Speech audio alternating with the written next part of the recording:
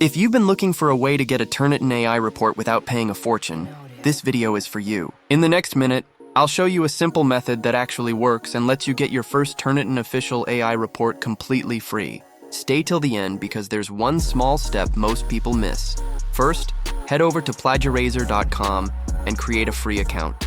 Registration only takes a minute. Once you've verified your email and logged in, every new account receives 2 complimentary credits.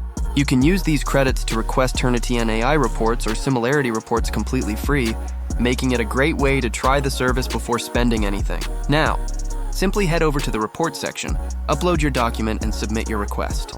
That's literally it. Your report will start processing immediately, and within around 10 to 20 minutes, it'll be available in your Plagirazor dashboard. You'll also receive a copy in your registered email, so you can download and access it anytime. The best part is that the whole process is simple and straightforward. No complicated steps, no confusing setup, just upload your document, request the report, and wait a few minutes.